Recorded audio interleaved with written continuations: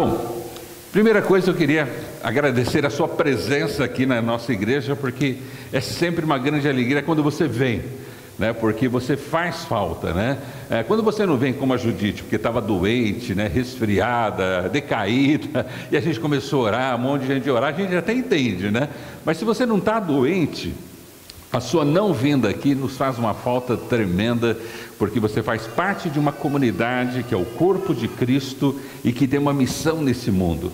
E quando nós entendemos a nossa importância, não só de estarmos presentes ao culto, mas que o nosso culto reflete o nosso comprometimento com o nosso Deus, o nosso zelo com as coisas com o nosso Deus, isso se reflete nos grupos familiares, onde nos estendemos, onde participamos, nos envolvemos mais pessoalmente com as pessoas, onde se reflete nos nossos dízimos, ofertas, no ministério social que nós temos na CAF, na rádio. Isso é muito gostoso. Você faz parte de uma comunidade que sente a sua falta, e a sua presença não é só uma presença de estar aqui, mas daquilo que você representa e aquilo que você faz entre nós nos faz sentir assim, a sua importância e a sua relevância entre nós. Bom, domingo passado eu não estava aqui, né? Então já estou querendo me justificar, né? Domingo passado eu havia sido convidado para estar ali em Londrina, e eu quero agradecer, né?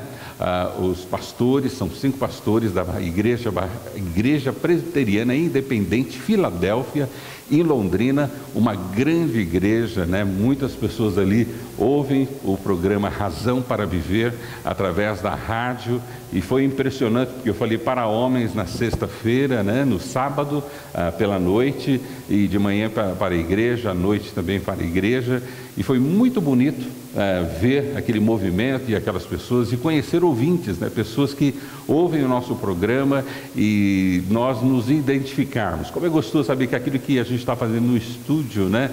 É uma coisa pessoal, pessoas estão ouvindo, pessoas estão ali participando conosco, e isso nos anima muito grande.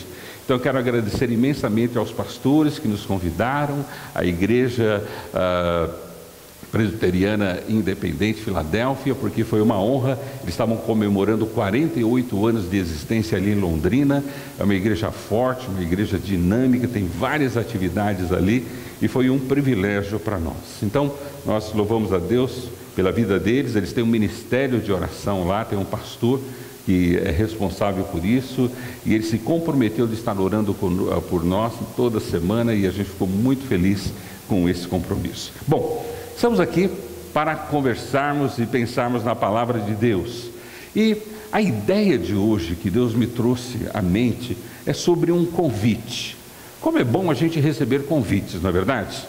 Vira e mexe, né? A gente sempre tem um convite agradável, algo gostoso, que as pessoas nos convidam para estar presentes. Semana passada me convidaram para comer pastel, né? Eu vibrei, né? Pastel, né? É daquela pastelaria, tal, né? Então nós fomos lá na casa dos irmãos comer pastel com eles, né? E conversar um pouquinho e orar. Então, quando você recebe um convite, ele sempre demonstra um carinho, um respeito, uma importância, ou, né, a relevância que existe nas relações entre as pessoas. Mas existem convites muito mais do que simplesmente motivar as relações ou fortalecer as relações, mas convites para que você faça parte de algo importante, convite para que você faça parte de um trabalho significativo, algo que realmente pode mudar o mundo, mudar as pessoas. Então, quando você tem um convite significativo, não só pelas relações, não só por causa que ali vai firmar mais as nossas amizades, vai ser um momento agradável, mas quando você é convidado para algo tremendo, algo para participar de alguma coisa tremenda, aí você sente o quanto você é importante, o quanto você pode ser importante na vida de muitas pessoas. Eu já recebi muitos convites na minha vida, muitos convites para comer pastel, inúmeras vezes, mas assim, convites para pregar, como essa ali em Londrina, convites para estar viajando, participando de caravanas, convites para conferência, convites para ajudar pessoas ou estar envolvidos numa missão. Quer dizer, aparecem todos os tipos de convites e cada um deles tem um significado e uma importância. Mas os convites que eu mais gosto, os convites que eu acho que são de maior importância, são aqueles que você é chamado não só para valorizar a relação ou a comunhão, ou o momento, o significado que as pessoas têm na sua vida, mas quando você é convidado para alguma coisa, a fazer alguma coisa, né? A realmente expressar alguma coisa. E quando eu penso sobre convite, na minha mente vem claramente uma experiência com Jesus e seus discípulos, porque eles também eram pessoas dali da comunidade de Jerusalém, ali na Judéia, naquela região, e de repente Jesus se aproxima deles, Jesus tem uma amizade com eles, eles conhecem a mensagem de Jesus, se relacionam com Jesus, e num determinado momento Jesus faz um convite todo especial para eles.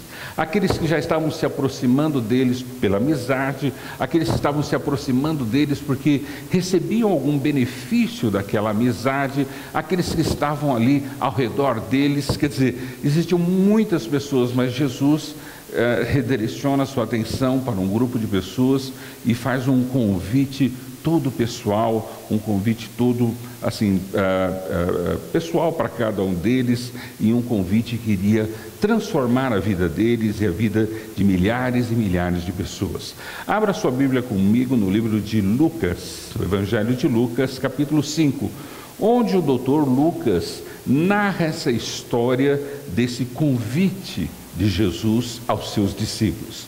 Vejam, nessa altura Jesus já os conhecia, Jesus já se relacionava com eles. Jesus não era uma figura estranha para eles. Eles tinham visto milagres, eles tinham visto Jesus falando, eles tinham conhecido Jesus, e de repente nesse relacionamento Jesus vê que pode confiar na vida dessas pessoas, Jesus vê que pode entregar algo precioso na vida dessas pessoas, e Jesus faz o convite mais especial, o convite mais importante que uma pessoa pode receber. Veja comigo então, livro de Lucas, Evangelho de Lucas, a partir no capítulo 5, a partir do verso 1 até o verso 11. Diz o seguinte: certo dia, Jesus estava perto do lago de Genezaré, e uma multidão o comprimia de todos os lados para ouvir a palavra de Deus. Viu à beira do lago 2 barcos, deixados ali pelos pescadores, que estavam lavando as suas redes. Entrou num dos barcos, o que pertencia a Simão, e pediu-lhe que o afastasse um pouco da praia. Então sentou-se e do barco ensinava o povo. Tendo acabado de falar, disse a Simão: vá para onde as águas são mais profundas e a todos lancem as redes para a pesca. Simão respondeu: mestre, esforçamo-nos a noite inteira e não pegamos nada, mas porque és tu quem está dizendo isto, vou lançar as redes. Quando o fizeram, pegaram tal quantidade de peixes que as redes começaram a rasgar-se. Então fizeram sinais a seus companheiros do outro barco, para que viessem ajudá-los. E eles vieram e encheram ambos os barcos ao ponto de começarem a afundar. Quando Simão Pedro viu isso, prostrou-se aos pés de Jesus e disse: afaste-se de mim, Senhor, porque sou um homem pecador. Pois ele e todos os seus companheiros estavam perplexos com a pesca que haviam feito, como também Tiago e João, os filhos de Zebedeu, sócios de Simão. Jesus disse a Simão: não tenha medo, de agora em diante você será pescador de homens. Eles então arrastaram seus barcos para a praia, deixaram tudo e o seguiram. E aí termina o versículo 11. Veja que interessante. Essa semana também eu precisei ir a Araçariguama, né, uma cidadezinha do interior aqui de São Paulo, pertinho de nós. Eu tinha um compromisso ali na prefeitura, e enquanto eu aguardava uma pessoa, eu fiquei ali na boa pracinha que toda cidade interior tem, né? Toda cidade interior tem que ter uma pracinha que é central e tudo acontece ali, né? E eu fiquei aguardando a pessoa ali e olhando a pracinha, a movimentação, aquela coisa toda. Quem já morou no interior sabe como isso é gostoso, né? E de repente eu vi o coreto, né? É difícil você... O que é coreto? Tem gente aqui que não sabe nem o que é um coreto, né? Mas de repente no meio da pracinha tinha um coreto, onde, né, o coro canta, a banda toca, né, os eventos importantes ali acontecem na cidade. Então, quando há um comício, quando há uma apresentação, quando há uma banda, então a coisa se centraliza ali naquele coreto e acontecem ali. Ali é o centro, é o palco, é a atração da cidade. E aquilo me trouxe à mente uma lembrança muito gostosa. Lembrança que, infelizmente, os jovens do nosso tempo, os jovens dessa geração não têm e talvez não vão ter, infelizmente. Na nossa época, quando eu era adolescente, jovem, era muito comum nesses coretos não só ter a banda, o coral, o político falando, mas também ter a igreja ali, pregando, falando, lendo a Bíblia, cantando. E aqueles coretos, né, geralmente se enchiam de pessoas em volta para escutar a palavra de Deus. Então, as igrejas às vezes não aconteciam só dentro do templo, porque as pessoas tinham dificuldade de ir ao templo, uma porque alguns religiosos proibiam as pessoas irem aos templos evangélicos naquela época, mas as pessoas podiam ficar na praça, que era um lugar público, e ali elas escutavam as músicas evangélicas e escutavam a mensagem evangélica. E era um período muito gostoso, porque você tinha essa liberdade. Hoje já não tem essa liberdade, você precisa pedir autorização, a coisa é complicada, mas naquela época você pegava um violão, uma Bíblia, ia lá no meio da praça, fazia uma apresentação musical, trazia uma palavra e as pessoas recebiam Jesus, e era alguma coisa muito gostosa. Você pode ver alguma coisa, né, parecida, né, não igual, ali na Praça da Sé. De vez em quando você acha uns caras meio esquisitos ali, umas figuras meio estranhas ali, né? Tentando e fazendo alguma coisa similar a essa. Mas isso era muito comum, não só no interior, mas nas cidades, onde isso acontecia. Que nem eu já fui do interior e cidades do interior, às vezes as pessoas alugavam um caminhão, né? E nesse caminhão se fazia o palco, né? E nesse palco o conjunto cantava, tinha microfone, e aí a gente pregava, né? E aí as pessoas vinham perto do caminhão e ali a gente fazia uma conferência, né? Então era muito gostoso, porque eu lembro da primeira vez que eu morava em São Caetano do Sul, eu aceitei Jesus ali nessa cidade de São Caetano, e lá nesse período ainda podia ter esses cultos ao ar livre, e nós fomos até a estação de trem, eu era novo convertido, e ali a nossa igreja ia cantar, alguém ia pregar, alguém ia dar testemunho. E eu fui como todo mundo da nossa igreja ia, a gente ia, não tinha vergonha, não tinha constrangimento, para a gente era uma grande oportunidade de outras pessoas ouvirem aquilo que nós tínhamos ouvido, aprender aquilo que nós tínhamos aprendido, entregar aquilo que era precioso para nós. E nós íamos sem constrangimento nenhum, jovens, adolescentes e todas as pessoas, nós íamos ali na estação de trem, e ali começou então o nosso culto, e as pessoas se aglomeravam. E naquela época eu era novo convertido, não tinha começado a pregar, mas aí um rapaz falou: você não vai lá e dar o testemunho? O quê? Não, vai lá e dá o seu testemunho. Mas o que é isso? Não, fala o que aconteceu com a sua vida, o que era, como é que não é. Quer dizer, foi aquela coisa meio de surpresa, não sabia o que estava acontecendo, né? Eu era novo na igreja, novo na fé. Mas ali ele me explicou mais ou menos o que eu tinha que fazer, falava como era a sua vida antes de você vir para a igreja, antes de você conhecer a Jesus, como você conheceu a Jesus e como é a sua vida hoje, né? Bom, minha vida não tinha muito tempo, né? Eu era adolescente, jovem, né? Quer dizer, não tive uma existência muito grande, mas assim, tinha tido a minha vida até então ali. E ali, então, eu fiz o meu primeiro testemunho, falando de Jesus, né, assim, como era a minha vida, como eu conhecia Jesus e o que Jesus estava fazendo na minha vida. E foi emocionante, né? Foi alguma coisa assim, eu não tinha pretensão de ser pastor ou missionário, nada disso. Eu fazia outras coisas na minha vida, na minha atividade, mas ter aquela experiência de poder compartilhar, ter aquela experiência de poder falar o que Jesus tinha feito na minha vida, como era a minha vida, como eu conhecia Jesus e o que Jesus estava fazendo, foi alguma coisa que me fortaleceu e me fez um bem que depois, sempre quando eu tinha oportunidade, eu queria falar, eu queria compartilhar. Talvez eu falasse muitas coisas erradas, muitas coisas talvez não procedesse, mas as pessoas tinham muito amor para conosco, a igreja era muito paciente e entendia que cada um tinha o seu tempo. Eu lembro uma vez que nós estávamos um grande grupo de jovens, nós fomos visitar uma casa e era época de Natal, né? E aí as pessoas falaram assim, olha, vamos trazer uma palavra aqui, né? Então, Fernando, dá uma palavra aqui sobre Natal, né?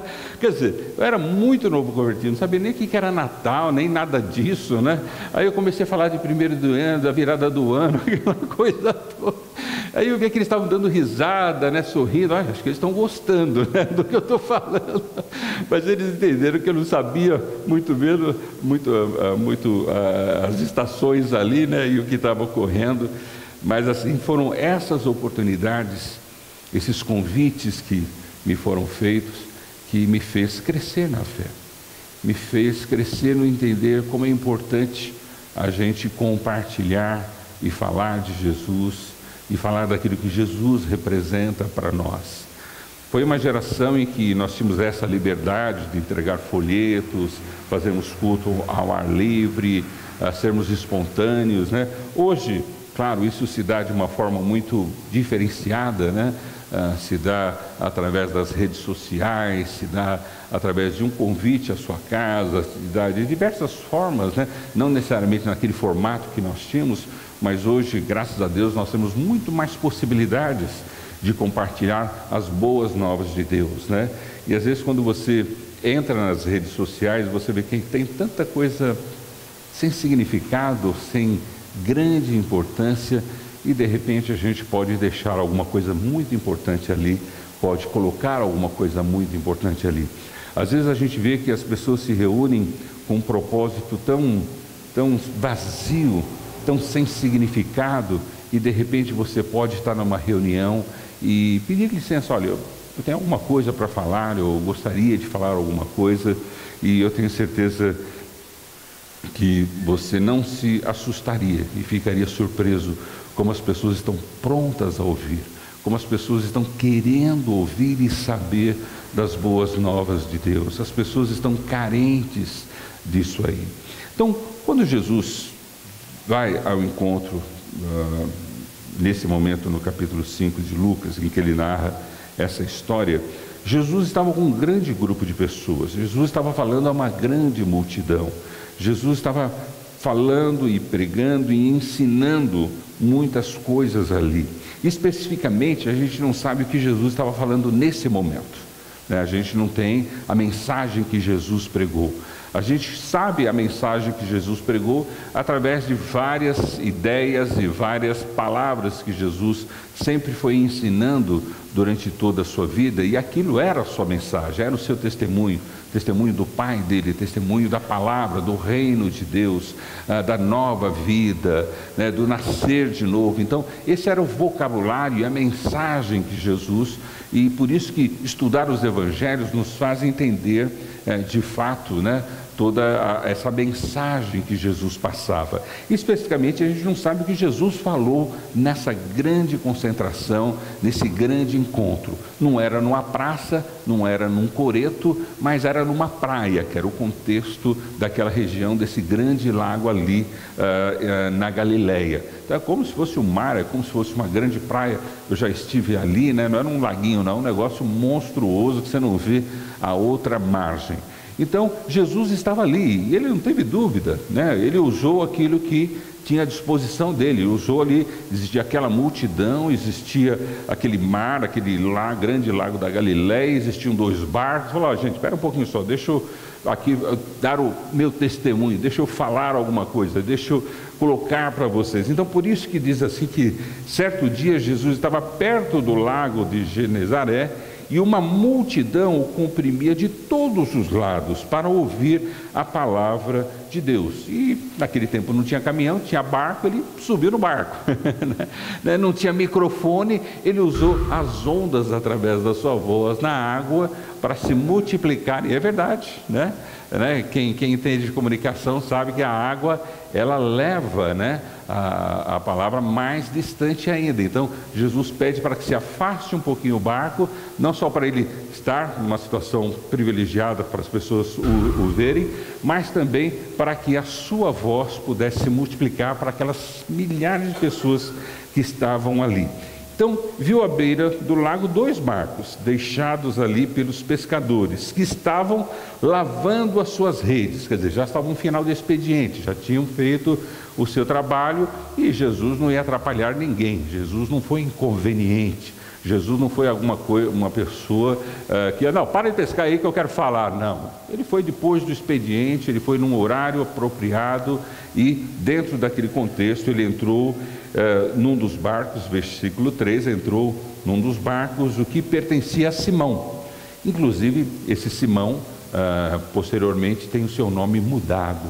E ele muda por um significado muito importante, porque a sua vida ganha um novo significado. Mas, até então, ele era Simão. Seu nome vai ser transformado à medida que a sua vida tem um significado e uma importância diferenciada ali.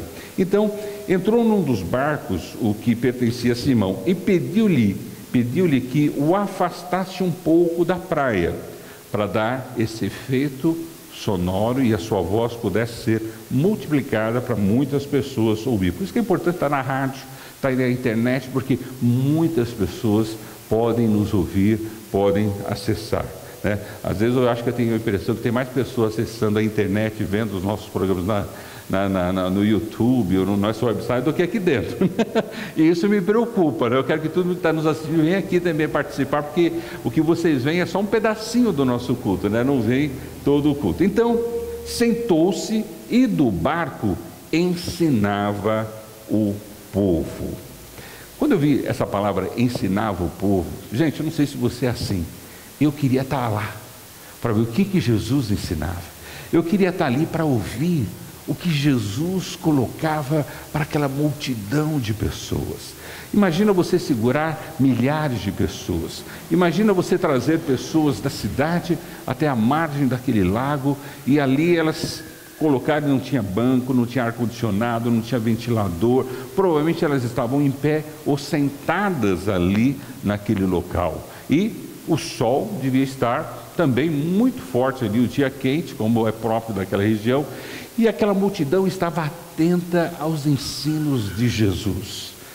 Acho que se Jesus ensinasse nos dias de hoje, eu fico perguntando se as pessoas iam ficar procurando na internet, se não achasse, deixava para lá, né? Porque ninguém mais vai até Jesus, ninguém mais vai até onde Jesus está, até onde a palavra de Deus está sendo pregada. Se a gente acha ali na internet, eu posso dar uma chance para ele de ouvir alguma coisa ou prestar atenção. Mas poucas pessoas hoje têm à disposição o desejo, a vontade, o querer de ir buscar aquilo. Então, o que Jesus falava, gente, era coisa tremenda. Ele falava de uma dimensão em que as pessoas não estavam acostumadas. Ele falava de um reino, ele falava de uma existência eterna, de um nascer de novo. Ele falava sobre milagres, poder do Espírito Santo, as pessoas interagindo e agindo de forma diferente. Quer dizer, quando você pega as mensagens de Jesus no Novo Testamento, quando você pega o Sermão do Monte, que é a maior mensagem que nós temos de Jesus, e também as outras mensagens que Jesus foi colocando, e você põe tudo num pacote só, você vê o que Jesus falava era oferecer, era convidar para uma nova dimensão, para uma nova vida, para uma nova situação de existir nesse mundo. Então, eu fico imaginando aquelas pessoas vendo Jesus falar: olha, existe uma outra vida, você pode nascer de novo, você pode entrar no reino de Deus, você não precisa pertencer ao reino romano ou judeu ou judaico, você pode pertencer a um novo reino, você pode ter uma vida diferente, você pode começar uma vida diferente. Então, eu creio que a mensagem de Jesus gerava sobre não condenar as pessoas, mas oferecer às pessoas algo tremendo e maravilhoso. Quando eu olho isso, eu vejo que quando eu conhecia Jesus foi assim. Eu era ateu, não acreditava em Deus, nenhum tipo de Deus. Eu acreditava na física, eu acreditava na filosofia, no conhecimento, dentro da minha juventude, né? Vocês podem não acreditar, mas a gente vai seguindo estilos e modas, né? Eu era adolescente, né, para jovem na época dos hippies, né? Então a gente estava ali, né? Eu não tinha black power, né? Porque meu cabelo era black, mas eu tinha o power, né? Brown, né? O power loiro, né? Andava de boca de sino, aquelas calças todas listadas, camiseta, né? Eu amo aquela coisa toda. Só não tomei droga, né? Mas a droga de vida que eu tinha já era bastante para mim, né? Mas quando depois de um tempo, um amigo me convidou para ir na igreja, E quando eu fui na igreja, o pastor que estava pregando me convidou a todos que estavam ali. Quem gostaria de conhecer a Jesus e ter uma nova vida. O que me impressionou não foi porque Jesus ia me dar dinheiro, ia me dar saúde, ia me dar prosperidade, ia me dar muita coisa boa, ia me dar uma namorada. Não. O que me levou a Jesus foi a mensagem de que eu podia nascer de novo, ser uma nova criatura, ter uma nova existência na minha vida. Mesmo com o meu passado, mesmo com a minha história, pequena que fosse, mas era monstruosa, eu poderia começar de novo. Hoje parece que essa mensagem não é suficiente. Parece que para aceitar a Jesus, precisa ter o pacote que você vai melhorar financeiramente, você vai ser curado de toda enfermidade, que você não vai ter mais problema nenhum. Quer dizer, as pessoas, né, estão interessadas em outras coisas, que também Deus pode dar, mas esse não é o propósito primeiro. Então as pessoas estão buscando outras coisas, ou oferecendo outras coisas, que não são as mais importantes e essenciais para a nossa vida. Quando eu conheci a Jesus, eu aceitei aquele convite. O convite foi me feito para mudar de vida. O convite foi me feito para eu conhecer a Jesus que eu não conhecia, eu era ateu. Conhecer a Bíblia. Eu falei, eu quero conhecer, eu quero saber, eu quero ver isso aí, se é verdade na minha vida. Eles não precisaram me oferecer que eu ia ganhar mais, que eu ia ter namorada, que eu ia ter um carro novo, que eu não ia ter mais doença. Olha, gente, a mensagem, o convite que me foi feito foi para ter uma vida nova. Quem é que não quer uma vida nova? Quem é que não quer um convite para começar de novo? Quem é que não quer um convite para pertencer a uma dimensão de reino, de governança diferenciada? Todos nós queremos, todos nós precisamos. E olha, os milagres acontecem, a prosperidade ela vem, mas esses não são os nossos objetivos e nem a proposta da nossa mensagem. Jesus jamais ofereceu carro, cura, libertação, dinheiro, prosperidade, sem problemas, não. O que ele ofereceu foi nascer de novo, conhecer o reino de Deus, experimentar a nova vida que Ele poderia dar. Parece que essa mensagem hoje em dia ela não é suficiente. Parece que as pessoas precisam um pacote melhor. Já viu TV a cabo? Se você não quiser quase nada, né, o preço também é quase nada, né? Mas se você quiser colocar um pacote de filmes, né, isso aumenta mais R$30. Se você quer aquele outro pacote de filmes, você põe mais 50, quer dizer, de repente você está com um pacote lá de R$1.000 por mês, né, para ter o pacotão todo. Parece que as pessoas estão oferecendo Jesus por pacote. Pacote básico não serve. Gente, o que serve é o pacote básico. Você não precisa de mais nada quando você tem o básico, que é nascer de novo. É você conhecer a Jesus, experimentar Jesus. Sabe? Você ganha um gato espiritual, que todas as outras coisas vêm de graça para você. Você não precisa pagar nada. Você não precisa pagar nada para ser abençoado, para ser curado, para ser próspero, porque Deus te dá. Quando você busca o básico daquilo que Ele oferece. Eu creio que aquela multidão estava escutando isso. Eles já tinham escutado da religião oficial, que se eles dessem isso ia acontecer, se eles fizessem aquilo outro ia acontecer. E eles estavam vivendo centenas e centenas de anos, buscando essa troca com Deus. E Jesus falou: olha, é de graça. Você não precisa fazer nada. Isso é para você. O reino de Deus, o nascer de novo, é para você. Gente, quantas pessoas estão querendo isso? Quantas pessoas estão buscando a Deus enganadas das suas necessidades? Não só sendo enganadas pelas pessoas, mas enganadas a si mesmo, buscando assim: puxa, eu preciso disso, eu preciso. Não, você precisa de Deus. Você precisa do pacote básico, que é nascer de novo, ter uma nova experiência com Deus, um reavivar da tua fé. As demais coisas, a Bíblia diz que Ele vai nos acrescentar, Ele vai nos dar também.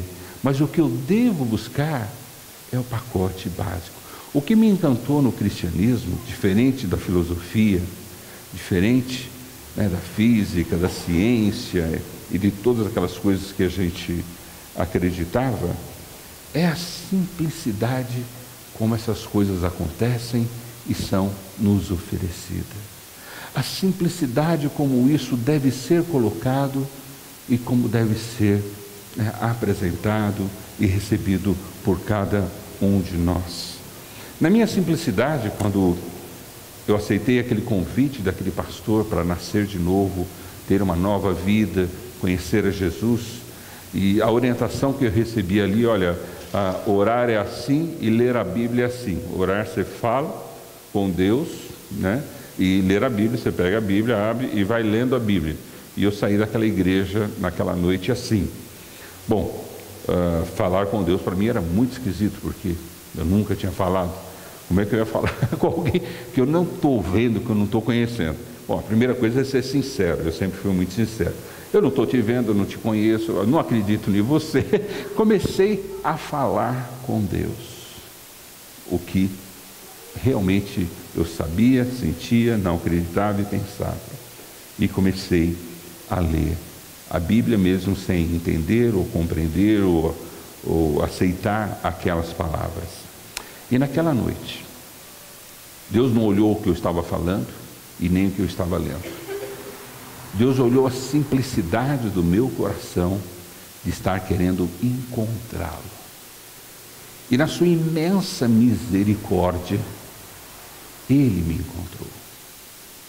E naquela noite, eu fui batizado com o Espírito Santo, com a visitação de Deus. Nunca tinha orado, nunca tinha lido a Bíblia. Acho que a minha oração foi um fracasso aquela noite. Acho que a minha leitura bíblica não teve sentido nenhum. Mas o que teve sentido foi a sinceridade de coração, de querer conhecer, de querer receber, aceitar esse convite. E na misericórdia de Deus, né, não fui eu que o conheci, mas Ele se apresentou para mim aquela noite. E eu fui cheio da graça e do poder de Deus. E aí as coisas começaram a fazer sentido. Eu comecei a estudar a Bíblia e nunca mais parei de estudar a Bíblia cientificamente, pela fé. E Deus foi se revelando e se mostrando para mim. Comecei a orar e ter a disciplina de orar e falar com Deus. E pela misericórdia, Deus tem me ouvido e ouvido as minhas orações. E isso é o que Deus espera de cada um de nós. Que nós aceitemos o seu convite. Era isso que Jesus estava falando para aquela grande multidão. Mais interessante, entre o grande convite, havia um convite particular. Um convite para os convidados, aqueles que já estavam na festa. Veja comigo. Tendo acabado de falar, versículo 4, disse a Simão: vá para onde as águas são mais fundas e a todos lancem as redes para a pesca. Simão respondeu: mestre, esforçamo-nos a noite inteira e não pegamos nada, mas porque és tu quem está dizendo isso, vou lançar as redes. Entre aquela multidão que Jesus estava convidando, ele olha para alguns que estão ali e faz um convite diferenciado. Pedro, ou Simão aqui no caso, Tiago, João, eles já tinham conversado com Jesus, já haviam estado com Jesus. Eles estavam ali naquela multidão que estava sendo convidada para uma nova vida. Mas Jesus se direciona para eles também, que já tinham escutado, que já tinham andado um pouco com Jesus, e fala assim: olha, me faça isso. Eu quero que você faça esse tipo de coisa, que é tudo assim, coisas que você não vai entender o que eu estou falando, mas eu quero que você faça. E realmente é difícil para um pescador experiente, que tem uma empresa de pescaria como Pedro tinha, com Zebedeu e todos eles ali, entender assim que aquele horário, aquele momento, era tudo impróprio para a pesca. Nada era favorável para que alguma coisa acontecesse. A experiência de anos e anos de existência na dependência daquele grande lago, sabia que eles não pescariam nada. E Pedro deixa isso bem claro: olha, já fizemos, não deu, mas porque o Senhor está falando, eu vou obedecer. Quando eles aceitam esse convite de Jesus a serem obedientes, o convite de Jesus aqui foi para que eles fossem obedientes, não para que eles fossem pescar, não para que eles fossem lá e fizessem algo tremendo. Não, eu convido vocês para serem obedientes. A obediência não tem lógica. A obediência não é uma coisa assim sensata, uma coisa que eu possa entender, porque se parte de Deus, se a ordem parte de Deus, Deus sabe o que eu não sei, porque o que eu sei é: aqui não dá peixe, mas o que Deus sabe, eu não sei.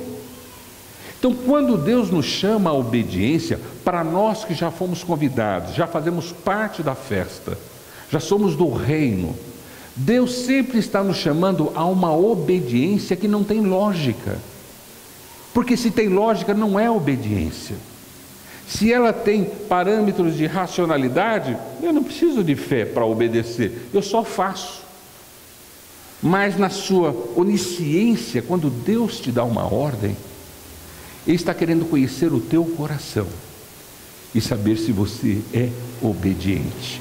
Quantas ordens Deus nos dá e a gente fala: olha, mas eu não tenho tempo, eu não tenho dinheiro, eu não tenho condições. Olha, deixa eu racionalizar com o senhor, acho que o senhor não entendeu direito o tipo de vida bagunçada que o senhor me deu.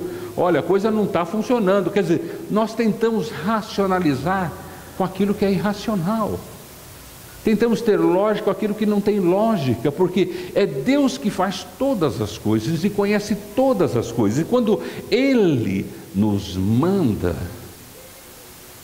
o nosso papel é que nem de Pedro: olha, eu posso até te explicar, a coisa não rola, mas porque o Senhor mandou, eu vou obedecer. Quantas ordens Deus já nos deu, nós que somos convidados, e não obedecemos. E sabe o que acontece quando você não obedece à ordem de Deus? Passa. A oportunidade passa e você perde aquilo que Deus iria fazer de uma forma tremenda e milagrosa. Pedro e os seus sócios, ali naquele empreendimento pesqueiro, poderia chegar para Jesus e falar: quem é você? Você é um mestre, você entende de palavras, você entende de vontade de Deus. Pescaria somos nós, de gerações de pescadores, E nós não vamos fazer isso porque eu não vou pegar todo o nosso material que já foi lavado, já foi limpo, já foi cuidado, e nos lançar ainda a uma área mais profunda ainda que a gente sabe que não tem. Então, esquece que nós não vamos fazer isso. Pedro poderia fazer isso, ele estaria pela lógica certo, pela razão estaria certo. Se Pedro e seus associados fossem pela lógica e pela razão, eles não veriam o milagre de Deus, o sobrenatural de Deus, que só acontece quando você é obediente. Nós não gostamos dessa palavra, já viu? Mas você tem que ser obediente. Ai, nossa, parece assim, parece que mexe com a gente assim. Obediente, não, porque a gente já pensa no pai, na mãe, na diretora, na escola, no chefe, tal. A gente não quer ser obediente, né? Quer dizer, vem aquele extremelique. Não vou tirar a tua razão, às vezes eu também tenho extremelique, né? Com meus chefes, né? Mas quando eu penso que assim, é obediência a Deus, não, ele sabe o que fala. Eu não posso confundir obediência aos homens e a obediência a Deus. E se você reparar, você obedece mais aos homens do que a Deus. Enquanto que Deus tem o melhor para você, Deus tem o superior a você, quando você se dispõe a obedecer. E a obediência não vem para o lógico nem o racional, porque você não precisa ser obediente para fazer o que é racional, o que é lógico, você simplesmente faz. Mas você tem que ser obediente para aquilo que você não conhece, mas sabe de onde a ordem vem. Vem dele. Pedro conhecia Jesus. Sabia que Jesus não era pescador, mas ele conhecia Jesus e ele queria obedecer a Jesus. Veja o que acontece. Simão respondeu, versículo 5: Mestre, esforçamo-nos a noite inteira e não pegamos nada. Essa é a lógica, é a razão. Mas veja o que ele coloca. Mas tem um porém. Qual o porém? É quem está falando, veja comigo. Mas porque és tu quem está dizendo isto, vou lançar as redes. Você é louco? Vou fazer isso mesmo. Vou fazer isso que você está me pedindo. Vou fazer essa loucura, porque é Deus que está me pedindo. Quantas loucuras de Deus você já fez? Ou você trabalha com Deus só na lógica e no racional? Quando Deus fala para você, dá aquela oferta generosa para a tua igreja que precisa pagar as contas. Não é comigo, é com o teu irmão que ganha mais do que eu. Quer dizer, quando Deus fala com você, olha, vai e ajuda aquela pessoa, ou vai visita, ou ora por aquela enfermidade. Não, tem gente que faz isso. Quer dizer, porque és tu quem está dizendo, eu vou lançar as redes. Veja o que acontece no versículo 6. Quando o fizeram, não é quando eles tiveram a intenção, mas quando eles o fizeram, pegaram tal quantidade de peixes, que é normal, que não é normal, que é anormal, que as redes começaram o quê, gente? A rasgar-se. Cara, não cabe mais. Está cheio, né? Está cheio. Minha conta bancária não tem mais número, está cheio, né? Minha prateleira em casa não tem mais coisa, está cheio de coisa. Quer dizer, está cheio. Então, versículo 7. Então fizeram sinais aos seus companheiros no outro barco, para que viessem ajudá-los. E eles vieram e encheram ambos os barcos, ao ponto de começarem a afundar. Você consegue imaginar isso? A quantidade de peixe, até as goelas, e aqueles dois barcos lotados de peixe. Acho que eles já tinham pulado dentro do rio e só tentando puxar o barco, e o negócio lotado, né? Quer dizer, quando você fala isso, você fala assim: Deus me abençoou no meu negócio, glória a Deus, recebi um aumento, recebi uma promoção, estou cheio da grana, estou cheio do tempo, tenho todas as condições. Olha como Deus me abençoa, me dá todas as coisas que eu preciso, me encheu o barco, me encheu outro barco. Quer dizer, então, se você é empresário como Pedro e seus associados o eram da pesca, nós estamos trabalhando de uma empresa, a sua impressão é assim: como Deus me ama e como Ele me deu todas as coisas para mim, como sou agraciado. Veja, versículo 8, qual foi a reação de Pedro? Quando Simão Pedro viu isso, prostrou-se aos pés de Jesus e disse: afasta-se de mim, Senhor, porque sou um homem pecador. O que ele quis dizer? Eu não sou digno. nem da sua ordem. Não sou digno dessas coisas que estão acontecendo comigo, porque eu me conheço e sei que sou uma tranqueira. Quando ele diz pecador aqui, é tranqueira, porcaria. Pedro, quando vê aqueles milagres, não se acha o cara, ele se acha indigno, porque por ele não ia nunca fazer aquela pescaria. Por ele, pela lógica dele, ele já tinha feito tudo o que ele tinha que fazer, mas por obediência, ele pegou e foi e fez. E ele se coloca não como bom, agora eu sou bom, agora eu sou pescador, minha empresa vai estourar, todos os mares aí vão querer a nossa empresa, e pensou já logo no negócio, no empreendimento, vão aumentar o negócio, vão ganhar mais dinheiro. Não. A primeira reação dele foi de saber que ele é indigno. Quando Simão Pedro viu isso, prostrou-se aos pés de Jesus e lhe disse: afasta-se de mim, Senhor, porque sou um pecador. Pois ele e todos os seus companheiros estavam perplexos com a pesca que haviam feito, como também Tiago e João, os filhos de Zebedeu. Sabe quem eles são? Veja aqui versículo, que traz aqui versículo 10, que eles são sócios, veja, sócio de Simão. Quando tudo isso aconteceu, todos esses fatos ocorreram, veja o terceiro convite que Jesus faz para Simão. Então, aí, um pouquinho antes do versículo 11, Jesus disse a Simão: não tenha medo. O medo aqui não tem a ver assim, eu estou apavorado, mas assim, surpreso. A palavra medo aqui tem a ver com uma situação que eu não consigo entender, que eu não consigo compreender, que eu não consigo compreender. Então, não tenha medo. De agora em diante, você será pescador de homens. Eles então arrastaram seus barcos para a praia, deixaram tudo e o seguiram. Eu não sei qual convite que você está, se no primeiro da multidão, de nascer de novo e receber a Jesus Cristo, receber o reino de Deus, começar uma vida nova. Se você ainda não fez isso, muito bom, esse é o tempo para você receber a Jesus Cristo como seu Senhor e Salvador. Talvez você esteja no estágio do segundo convite, de obedecer a Jesus. Talvez Jesus esteja te dando ordem há anos, e você há anos não vem obedecendo, e por isso grandes coisas não acontecem na sua vida. Ou você tenta ser lógico com Deus, você tenta ser racional, e Ele fala, só obedece. E às vezes você só aceitou o primeiro convite, e o segundo convite está demorando anos para você entender que você tem que obedecer para ver a obra e o milagre de Deus na sua vida. Bom, se você já aceitou o primeiro e o segundo convite, Deus pode te fazer um terceiro convite, para você se envolver na obra dele e entender que Ele quer que você seja pescador de homens.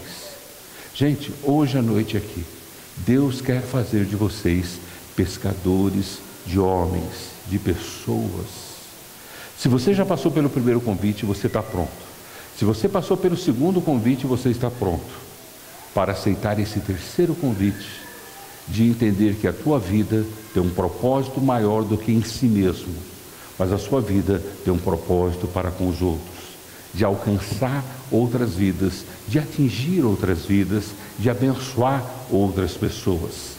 Eu creio que quando Simão ali no momento ouviu essas coisas, ele falou, olha, eu poderia ser o homem mais rico do mundo, eu poderia ser o pescador mais famoso do mundo, a minha empresa poderia estourar, mas eu entendo que a missão e a obra que o Senhor tem para mim é mais importante, e eu aceito esse terceiro convite. Esse terceiro convite não é para pastores e missionários, porque tem pastor e missionário que não aceitou nem o primeiro, tem pastor e missionário que não aceitou nem o segundo, quanto menos, o terceiro. Os três convites é para todos nós. E se você já passou pelo primeiro, glória a Deus. Se não passou, hoje, tome essa decisão ao lado de Cristo.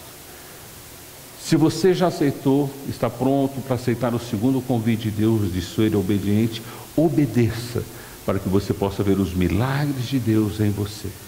E se você já está obedecendo a Deus e vendo os milagres de Deus, hoje à noite, Ele está te oferecendo o terceiro convite a você, de ser um pescador de homens. Gente, como é maravilhoso viver essa dimensão de vida. Viver não ao lado de Jesus, mas viver com Jesus, para Jesus. E como Jesus quer transformar as nossas vidas. Seja uma criança, um idoso, seja um homem, uma mulher, Deus pode fazer isso na vida de todos nós. Nós podemos aceitar o primeiro convite hoje, de receber a Jesus. Podemos aceitar o segundo convite hoje, de obedecer a Jesus, apesar da não lógica e da não racionalidade. E podemos aceitar o terceiro convite de Jesus hoje, de sermos pescadores de homens. Infelizmente eu vou ter que terminar nesse momento, mas o meu convite é para que você entenda em qual convite Deus está trabalhando na sua vida. Receba-o rápido, porque Ele tem grandes coisas para fazer na sua vida. Amém? Vamos orar então. Pai, nós te agradecemos, porque o Senhor não é um Deus que nos impõe, mas o Senhor é um Deus que nos convida. E nessa noite nós nos sentimos convidados pelo Senhor para recebê-lo como nosso Senhor e Salvador, para uma nova vida que o Senhor tem para cada um de nós. Obrigado, porque isso já aconteceu na minha vida particular. Eu sei que nessa noite também o Senhor está fazendo o segundo convite, o convite à obediência daqueles que já ouviram o primeiro convite. Senhor, que nessa noite muitos possam se levantar e dizer: a partir de hoje vou me tornar um ser obediente a Deus, para ver os milagres e as obras maravilhosas de Deus na minha vida. Obrigado a Deus, porque eu tenho visto isso em mim. Cada dia que eu busco obedecê-lo mais, cada dia mais que eu busco fazer a tua vontade, ó Deus, mesmo que ela não tenha lógica ou seja racional, o quanto o Senhor tem agraciado e abençoado a minha vida. Pai, eu te agradeço, porque nessa noite o Senhor também nos faz o terceiro convite a todos nós, para que nós saiamos daqui e sejamos pescadores de homens, ó Deus. Pai, como é maravilhoso compartilhar a tua palavra, o teu reino, a tua vida, o teu convite àqueles que ainda não conhecem. Por isso nos abençoe nessa noite, para que possamos sair daqui convictos de qual convite estamos e para qual convite queremos estar. E é no nome de Jesus que nós oramos. Amém. Amém.